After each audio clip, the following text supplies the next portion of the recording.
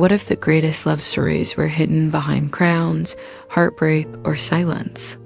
Discover the real tales that history tried to bury. Forget fairy tales, these romances defied empires, scandal, and even death. True love isn't always pretty, but it never disappears.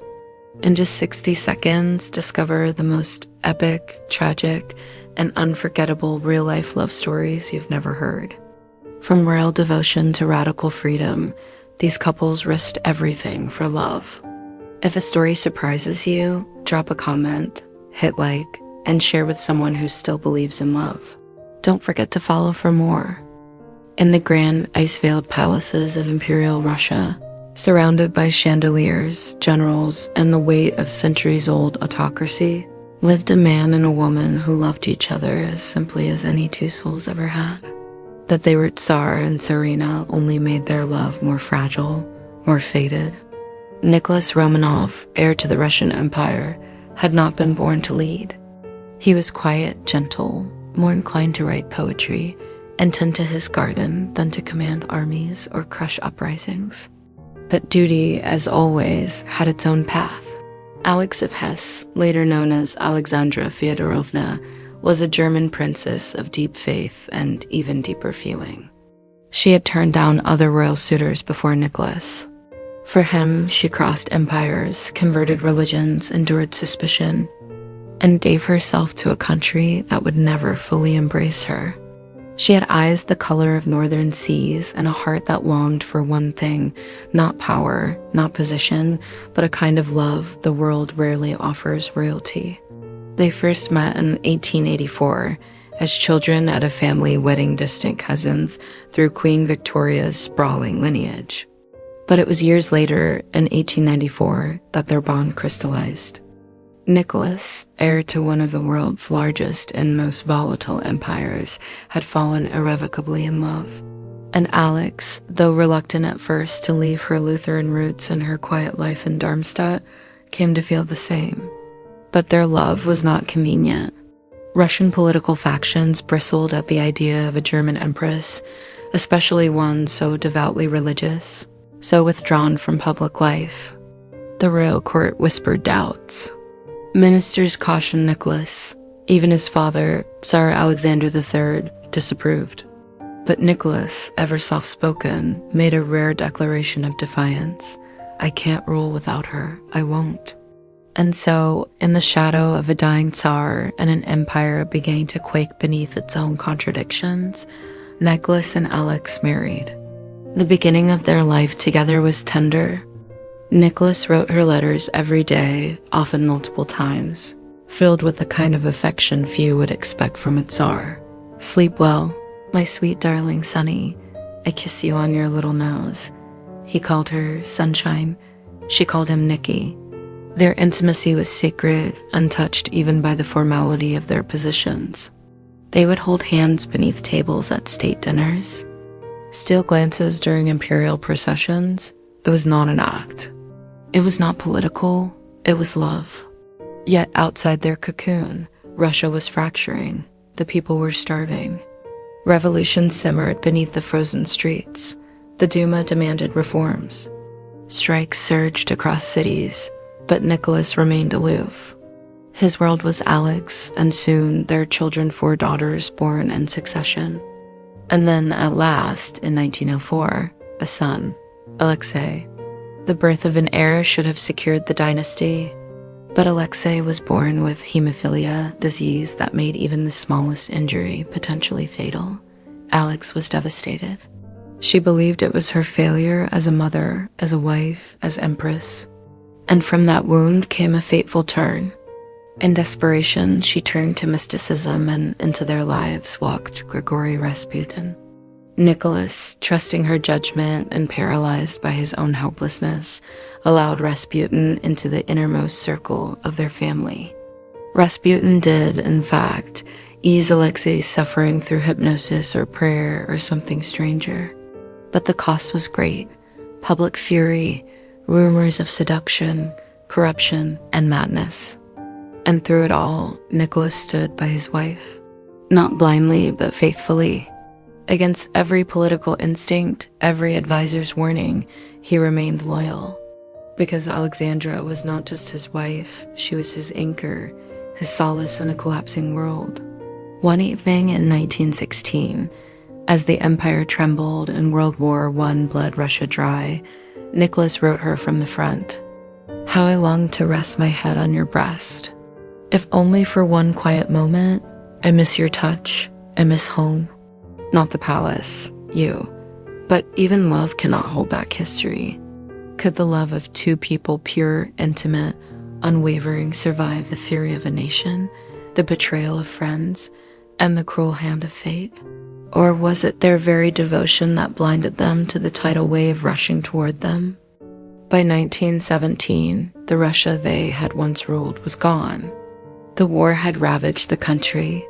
Breadlines curled through the snow, soldiers mutinied, factories stood silent. Nicholas, sweet, soft-spoken Nicholas, had failed not out of malice or tyranny, but paralysis. He had waited too long, trusted too much, listened too little. And yet, in those final weeks as Tsar, he still signed his letters to Alexandra with love. "My dear wifey, I'm so anxious for news from you. I feel calm knowing your prayers surround me." But prayers could not stop the march of revolution, not even hers. In March 1917, he abdicated the throne. He did it not in defiance, but in quiet submission, believing, perhaps foolishly, that surrendering would protect his family. But by stepping aside, he could spare Alexandra, his children, the chaos that loomed. But history is rarely merciful to fallen kings. They were moved to a countryside estate, then another, then another. Guards came, privileges vanished.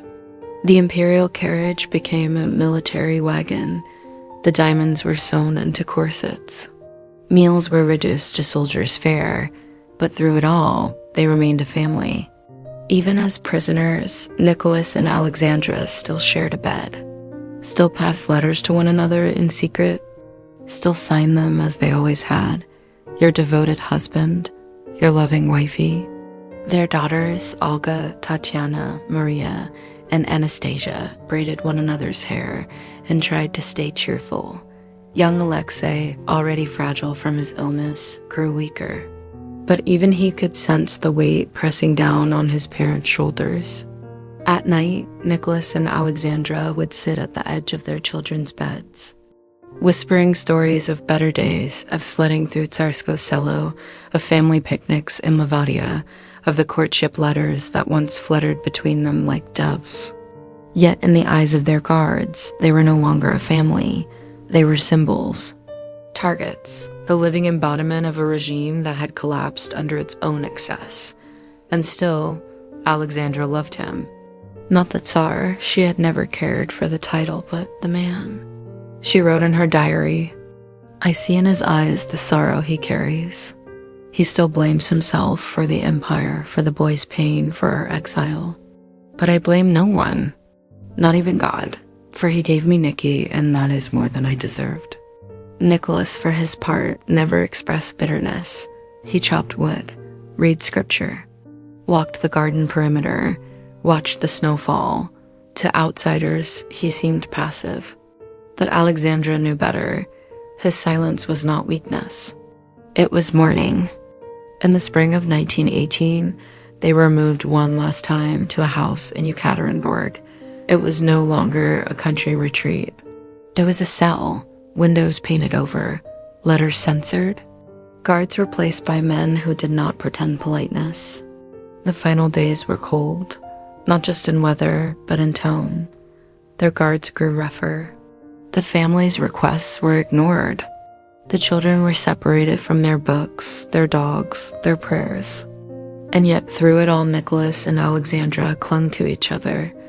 They prayed each night, their fingers intertwined. She sewed. He read psalms aloud. The girls tried to keep spirits high, but a quiet dread hung over them.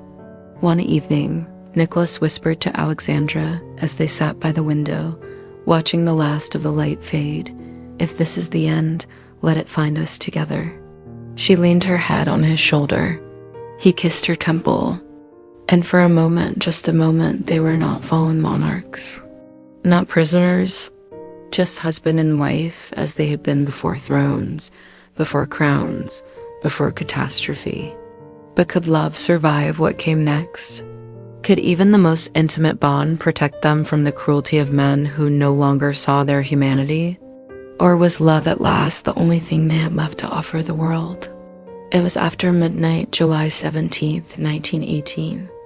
The Romanovs had been asleep in their small rooms in the Ipatiev house when the guards came. They were told they were to be moved for their safety. A new front, a new threat, some vague excuse whispered under orders already sealed. Nicholas, ever obedient, dressed quickly. He helped his son Alexei into his uniform. Alexandra gathered the girls, who carried pillows stitched with hidden jewels, a habit now, alas, fading hope of reclaiming a life already lost. They were led into a small basement room with whitewashed walls and a dirt floor. Nicholas stood in front. Alexandra sat beside him, Alexei in a chair near her knees. The daughter stood behind. The family doctor and 3 loyal servants were there too, quiet and afraid. What followed was not a trial, not a speech, not even justice, as the new Russia defined it. What followed was silence, then chaos. The firing squad entered. A brief sentence was read. The Tsar barely had time to turn his head before the shots rang out. They say Nicholas died first 2 bullets to the chest. Alexandra next, trying to reach for her son. The children, protected by corsets lined with diamonds, survived the first volley. It took bayonets to end what bullets could not, and then it was done. No more Romanovs, no more empire. Just blood on the basement floor, a nation turned inside out, and the shattered remains of a love that had once ruled the largest country on earth. Their bodies were dumped in a forest, burned, buried, hidden. For decades, no one would know exactly where. For decades, the world would wonder whether the crown had crushed the family, or if it was the love, too private, too fierce, too blinding, that made them blind to the tide of history. But time, in its strange mercy, rewrote their fate. Years later, their remains were found, reinterred, honored, canonized by the Russian Orthodox Church as passion-bearers, martyrs not for political righteousness, but for the way they endured their suffering without bitterness, without renunciation, without surrender. But their truest legacy, beyond history, beyond politics, was their devotion. In Nicholas's last diary entry, just days before their execution, he wrote, "All around is silence, but within is peace because I am with those I love." And in Alexandra's final letter to her children, never sent but found in a prayer book, she wrote, "Whatever happens, remember this. Your father is a good man. He is everything to me. I would do it all again just to have had him. Their story is not one of grandeur. Not anymore. It is a story of love made real through suffering, of a man and a woman who, though deeply flawed as rulers, were fiercely faithful as lovers, of how, in a world collapsing around them, they held to each other not as monarchs, but as husband and wife. And perhaps in the end, that is what makes their story timeless. That even when the crown turned to dust and the empire fell to ash, their love remained quiet, steadfast, and complete. Not in palaces, but in the silence between 2 hearts who chose, again and again, to face the darkness together.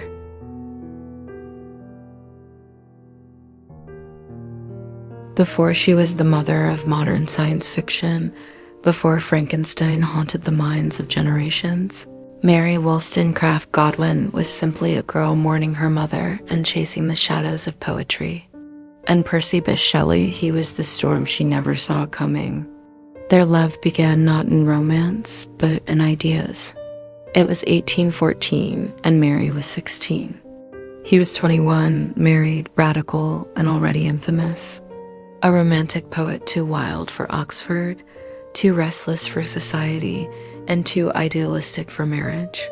She was the daughter of 2 revolutionaries, Mary Wollstonecraft, feminist pioneer, dead days after her birth, and William Godwin, philosopher of anarchy and reason, growing distant and bitter.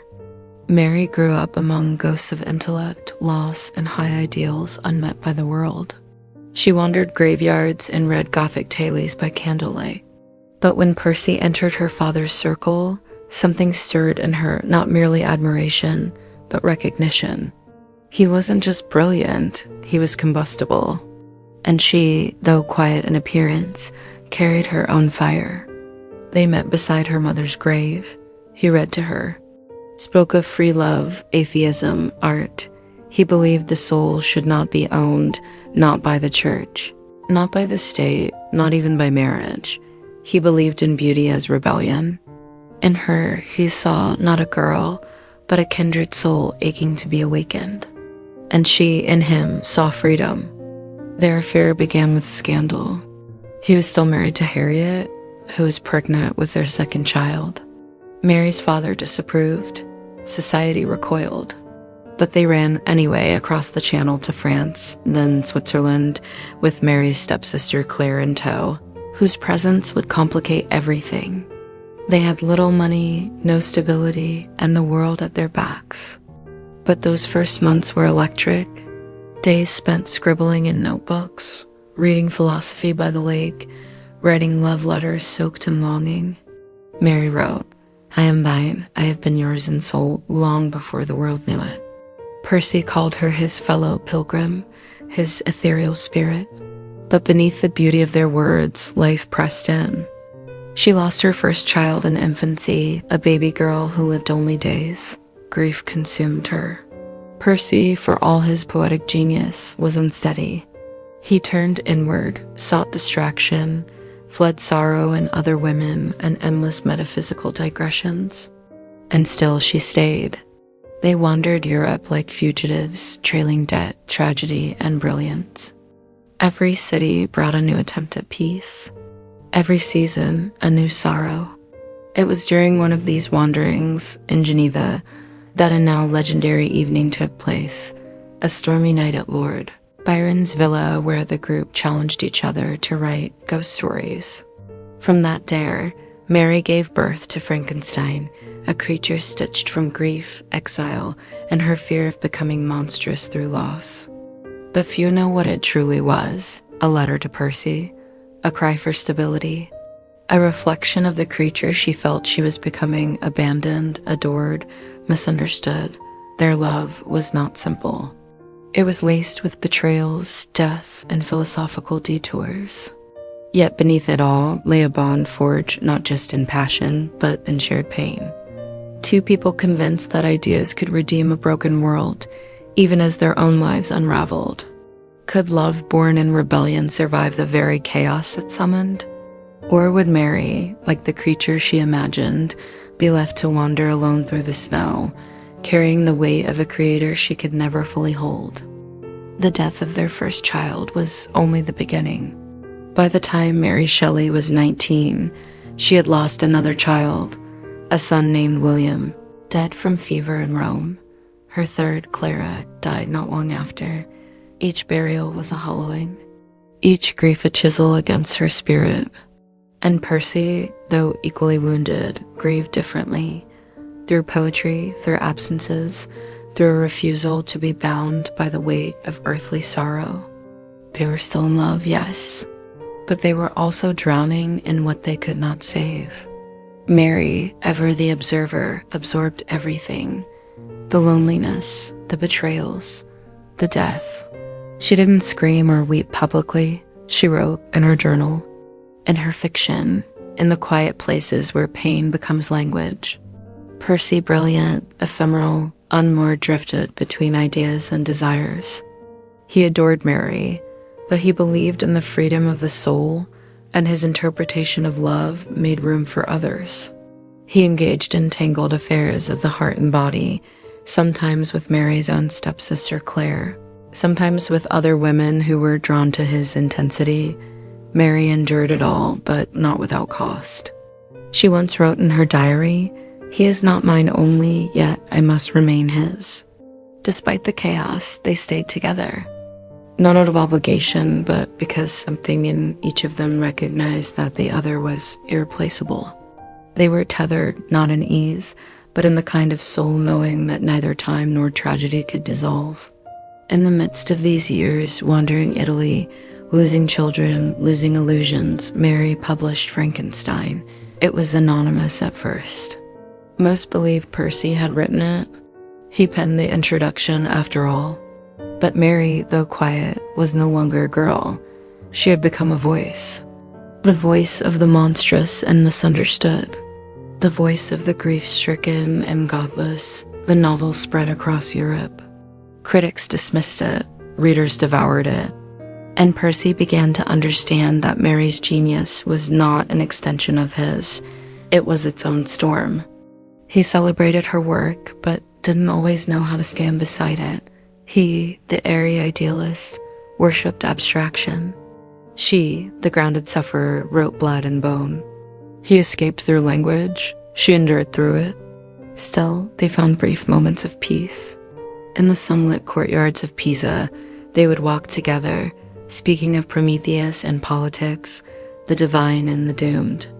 Mary would sometimes rest her head on his shoulder, and for a moment, just a moment, the world felt still. But it never stayed still. In 1822, they settled in a villa in San Lorenzo, near the Ligurian Sea. Mary was recovering from yet another miscarriage, this time nearly dying from blood loss. She lay weak, grieving, and distant. Percy, in turn, took to the water. He bought a schooner, the Don Juan, and sailed the coastline, chasing freedom, poetry, perhaps even escape.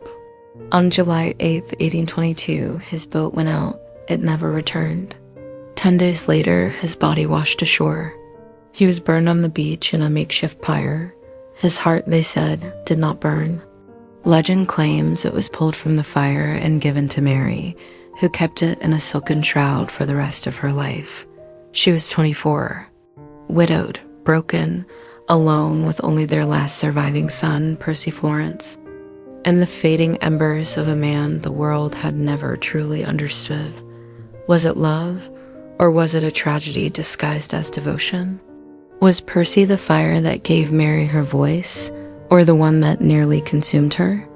And when he was gone, what remained of her but the story she could never stop telling? The story of creation and abandonment, of love and grief, of a woman who wrote her heart into history. After Percy's death, Mary Shelley did not collapse. She did not vanish into the mist of widowhood or retreat into silent reverence. Instead, she did what only Mary could do. She survived. She returned to England with their son, Percy Florence, in a box of papers that held the last traces of her beloved's voice manuscripts, letters, and fragments of unfinished verse. But perhaps the most haunting of all was the thing she never buried. His heart, wrapped in silk and kept in her desk drawer like a relic of something once divine. She was 24, a single mother, a published author, and the keeper of a literary legacy that history had not yet decided how to honor. Society treated her with suspicion. She was the daughter of radicals, the widow of a scandalous poet, a woman who had lived without a husband's name for years and dared to write about unnatural things, monsters, ambition, resurrection. But Mary did not beg for approval. She wrote. She edited and published Percy's works, painstakingly preserving his legacy, even as she struggled to maintain her own. It was a quiet devotion, a final act of love, ensuring that the world would remember not only his ideas, but the man behind them. Yet she did not live in his shadow. Her own writing deepened, matured. She penned The Last Man, a novel steeped in plague, loss, and a dying world, a work so ahead of its time that critics dismissed it entirely. But to those who read closely, it was clear. Percy was there, so was Byron, so was Claire. So were all the ghosts she had ever loved. She never remarried. Though many sought her hand, she refused them all. She once wrote, "I am now a relic of a beloved being. I have no desire to form another tie." There were hard years, illness, financial struggles, estrangement from friends and former allies. But through it all, she raised her son, guarded Percy's flame, and carved a place for herself in a world that had no precedent for a woman like her. She lived until 1851, dying at the age of 53 from what may have been a brain tumor. When they cleared her desk, they found the usual papers and a small parcel wrapped in silk and notated in her own hand. Percy's heart? What was their love? Was it holy? Damaging? Liberating? Perhaps it was all of these. It was never simple. He broke her heart more than once. She watched him drift, disappear, return, and vanish forever. But she also understood him better than anyone else ever could. And he, in his chaotic, idealistic way, loved her with the full weight of his soul. He once wrote to her, "You are now as much a part of me as my own soul. I can feel no thought nor wish apart from you." Mary's life was not just a love story. It was a monument to what love leaves behind. The fragments, the words, the unburned heart. In the end, Mary Shelley's love didn't save her from grief. But it gave her something greater immortality, not in marriage, but in memory, in books, in the broken places where we learn what it means to lose, to long, and still somehow to endure. They did not marry. They did not live together. They often loved others freely, openly. And yet, for over 50 years, Simone de Beauvoir and Jean-Paul Sartre remained each other's central gravity. Their bond defied convention, scandalized their peers, and reshaped the very meaning of intimacy, of loyalty, of love. When they met in 1929 at the École Normale Supérieure in Paris, she was 21, a brilliant philosophy student, already earning the nickname Le Castor, the Beaver, for her industrious mind. He was 24, small in stature, large in personality, already the enfant terrible of the intellectual elite. They both ranked top in the national philosophy exam. She's second only to him. From the beginning, they were equals in thought, if not in form. And from that moment, they were inseparable. But they were not lovers in the way most understood it. Sartre proposed a pact. They would be each other's necessary, lifelong partners in thought, in ambition, in emotional truth, but they would allow contingent relationships with others. Theirs would be a love unpossessed, unbound by jealousy or legality, a union of minds first, bodies second. Simone agreed, not because she was naive, but because she believed in freedom. Not the freedom sold in romantic novels, but existential freedom, the raw, terrifying idea that meaning is not given, but made, that love, like life, must be chosen again and again. In the cafes of Saint-Germain-des-Prés, they became icons. He wrote Being and Nothingness, dissecting the human condition. She wrote The Second Sex, redefining what it meant to be a woman. They read each other's drafts, challenged each other's logic, stayed up into the early hours, dissecting Marx and Camus, God and death, commitment and choice. They each had lovers. She had relationships with women former students, actresses. He had countless affairs. They both blurred lines, sometimes crossing into exploitation. Their love was not soft. It was sharp, analytic, self-aware to the point of pain, but it endured. In 1940, when Sartre was captured during the war and held in a German prison camp, Simone wrote to him almost daily. When he returned, she met him with the same unwavering gaze she'd offered since the beginning. They lived apart always, but never emotionally separate. She once wrote, "Our love was a recognition, not of what we were, but of what we were becoming." Sartre called her his ideal other. He once said, "Every important thing I have ever written has been influenced by Simone." They believed love was not about merging, but mirroring. Not about ownership, but reflection. And yet, for all their talk of freedom, they hurt each other often. His endless affairs, her silences, their shared manipulation of others in their orbit, but they also returned every time. Not because of obligation, but because of choice. Could a love so ruthlessly intellectual survive the fragility of human emotion? Could two people, committed above all to freedom, remain faithful not to the body, but to the soul they saw in each other from the start? Section 2. Lovers, Witnesses, Strangers. As Paris rebuilt itself from war, Simone and Sartre built something rarer still. A love untouched by tradition, yet weathered by reality. Fame had come. Sartre was now Sartre, the face of post-war existentialism, a public philosopher, a near-mythic figure whose lectures drew thousands. Simone, no longer simply the woman beside Sartre, had carved her own towering identity. The Second Sex was a thunderclap one of the most important feminist texts of the 20th century. She had become a philosopher in her own right, a voice that inspired reverence, fear, and rage in equal measure. But their love, despite its resilience, grew more complex with each passing decade. They remained committed, yes, but their emotional needs were often outsourced.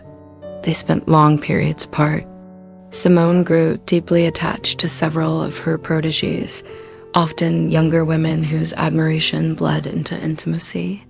Sartre maintained a harem of lovers, corresponding with many simultaneously, often misleading them about the nature of his bond with Simone, and yet they were always somehow each other's home. They still exchanged letters when separated, hundreds of them, intellectual, poetic, sometimes painfully honest. They spoke of politics, revolution, the Algerian War, the failures of the Soviet experiment, the collapse of colonialism. But beneath the politics pulsed something softer.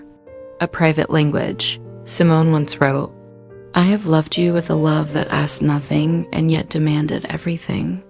Sartre replied, "You are my witness, my co-author, my accomplice in being." Their bond transcended possession, but not emotion. Simone suffered deeply from his infidelities, especially his long relationship with Arlet Alkheim, whom he adopted as his daughter in later life.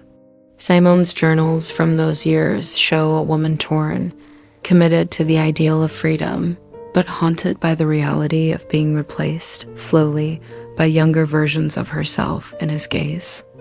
There were days when they did not speak, months where distance emotional, not geographical, settled like dust.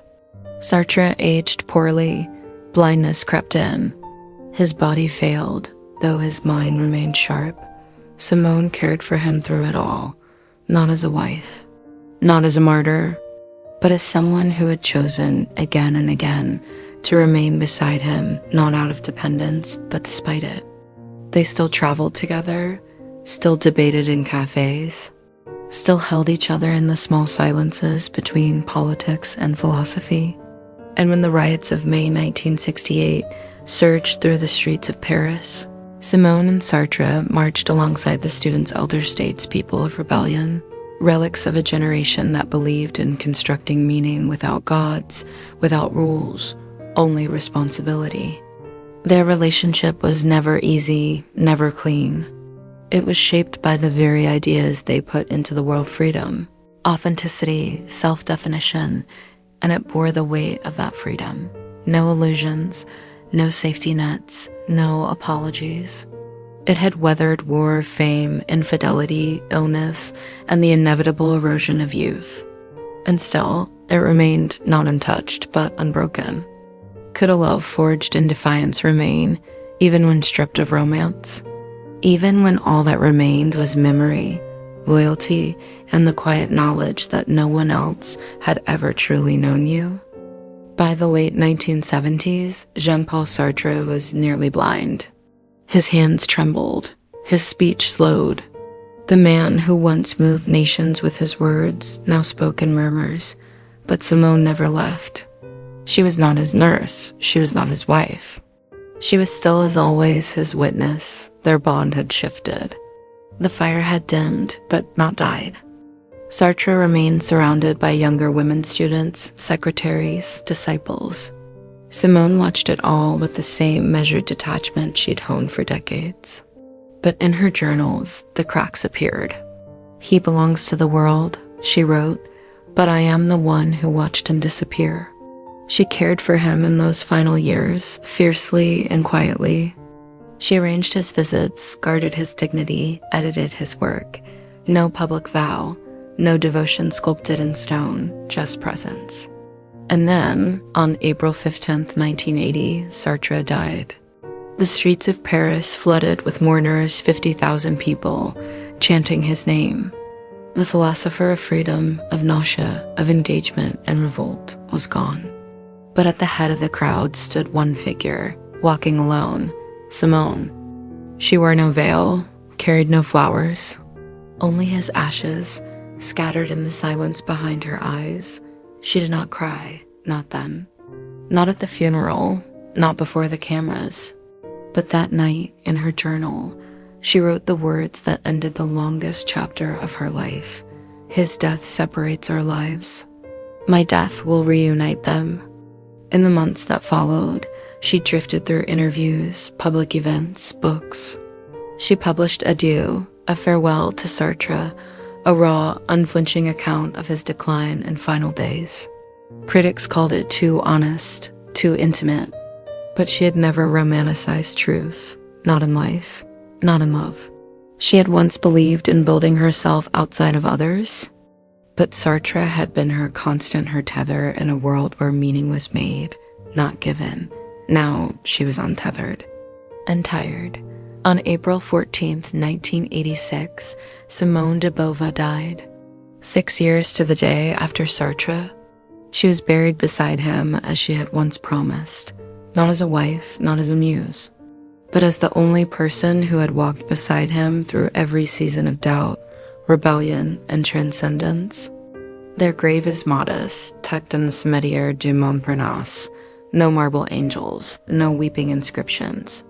Just 2 names etched in stone, still side by side, no vows, no rings. But the kind of fidelity that cannot be taught, only chosen, every day across 5 decades of contradiction. In the end, their love was not a fairy tale. It was a conversation unfinished, evolving, sometimes brutal. But it was real, and it dared to ask, can we love each other without owning each other? Can love survive without possession? Without lies? Simone and Sartre didn't find the answer. They became the question, and perhaps that's why their love endures, not because it was perfect, but because it was free. In the golden age of Spanish painting, Diego Velázquez stood like a cathedral, vast, precise, revered. His brush gave soul to canvas portraits of kings, dwarfs, court jesters, and dying gods. His art transformed stillness into revelation. But behind his genius, rarely mentioned and even more rarely understood, was a woman who never left the frame, Juana Pacheco, his wife. History remembers Velázquez for Las Meninas, for the stern gaze of Philip IV, for the richness of satin and shadow. But Juana's presence, though not on canvas, was everywhere in his life. Their marriage was arranged. Juana was the daughter of Francisco Pacheco, Velázquez's teacher, mentor, and gatekeeper to the elite circles of Seville's art world. She was not known for beauty or wit or scandal. She was, according to some, modest and quiet, but she was also fiercely intelligent and deeply loyal qualities Velázquez, though silent about most things, held as sacred. They married in 1618. He was 19, she was about the same. Their union was not fiery, nor did it scandalize Spain. It simply endured through decades, through relocations, through death and courtly chaos. In public, Velázquez rarely spoke of Juana. No love letters survive, no intimate portraits. In the world of spectacle, she remained invisible. But in the world of the artist, in the rhythm of his routine, the decisions he made, and the hands that never stopped painting, she was constant. He could have taken mistresses as so many artists of his rank did. He could have left her behind when summoned to the royal court in Madrid, or when he crossed the Alps to paint the Pope. but he didn't. Juana bore him children, 2 daughters, one of whom died in childhood. She managed their home, their finances, his commissions. She guarded his silence in a world addicted to noise. And though he was surrounded by power, patronage, and temptation, he returned to her always. Velázquez lived in the service of monarchy, but he loved in the language of stillness. His art was filled with pauses, moments caught between movement and thought. And Juana was one such pause, a quiet presence in the corners of a brilliant, burdensome life. Could a love without poetry still hold truth? Could fidelity, not passion, be the fire that warms a life? And what does it mean when a man paints the world, but never the woman who steadied his hand? Madrid was never quiet. Not in the time of Philip IV. The court was a hive of ritual and rivalry. Intrigue drifted through velvet corridors like perfume. Painters were not mere artists, they were courtiers, diplomats, functionaries. And Velázquez, with his calm demeanor and unshakable discipline, rose through those layers like smoke. By the 1630s, he was not just a painter of kings, he was the painter of the king. The appositador mayor, a chamberlain of sorts, trusted to manage the royal household. He wielded brushes, yes, but also keys to rooms few were ever allowed to enter. His hands arranged scenes of war and divinity. His words negotiated with cardinals and dukes. And through it all, Juana remained invisible. She never joined the court. She never traveled to Italy with him. She never appeared on the lists of noble patrons or courtly favorites. In a world where women advanced through alliances and appearances, Juana stayed home, but she was not idle. While Diego traversed Europe, studying Raphael in Rome and painting Innocent X with a stare that seemed to burn through eternity, Juana handled the household in Madrid. She corresponded discreetly, managed debts, and protected the family's name, no small task when her husband mingled with popes and emperors, yet remained a commoner by birth. When Diego returned, she received him not with theatrical displays, but with stability. He came home to quiet, to consistency, to her. Their relationship was not romanticized, not in diaries, nor in gossip, and yet it endured where louder loves collapsed. Historians debate why Velázquez never painted Juana's portrait. Was it indifference? Was it love expressed in omission? Or was it the clear sign of their intimacy that she existed outside his performative world, untouched by the public eye? She may not have been immortalized in oil, but she was his constant. Even in Las Meninas, where the canvas turns into a mirror, where the Infanta stares outward and the court assembles like a ghostly audience, Velázquez paints himself, brush in hand, eyes forward. And in that moment, it said, he wasn't just painting royalty, he was painting his truth, his role, his choice to stand not beside princes, but within the delicate machinery of duty. Behind him beyond the canvas was Juana, always. What happens when love isn't loud? When it doesn't beg to be seen, but simply stays? Can a life shared in silence mean more than one shouted from the rooftops? And does legacy always need a face to be real? By the 1650s, Diego Velázquez had painted nearly everyone who mattered in Europe. Kings, queens, dwarfs, popes, princes. He had traveled through Rome and Naples, stood before the ruins of classical greatness, and returned to Spain with a gaze sharper than marble. But not once, not ever, did he paint Juana. And yet, in every frame, her absence is presence. In Las Meninas, completed in 1656, just 4 years before his death, Velázquez includes himself at the easel, his hand raised, poised in the act of creation. His canvas looms, unseen to us, but reflected in the mirror behind the Infanta. There, ghost-like, are the king and queen, their images distant, reversed, ethereal. But who is he painting? Many say it was a meditation on illusion and authorship. Others say it was his final bid for immortality.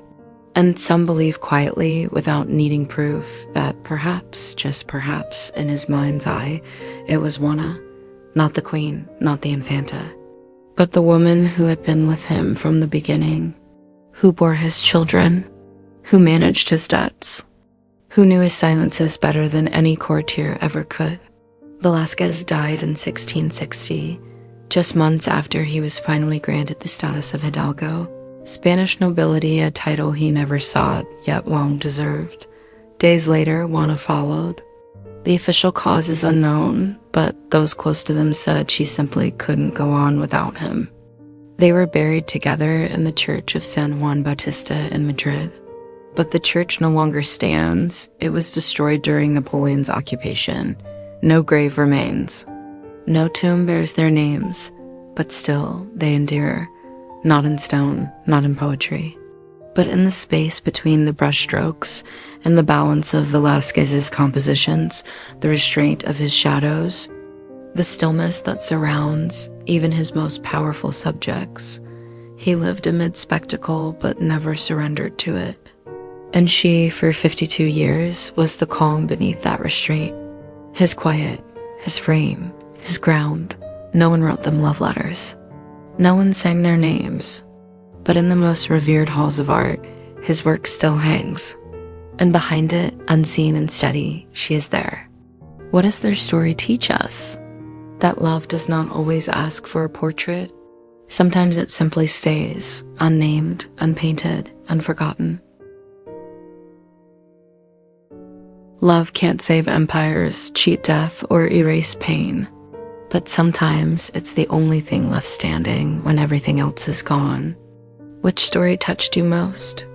Let us know in the comments and follow for more timeless love.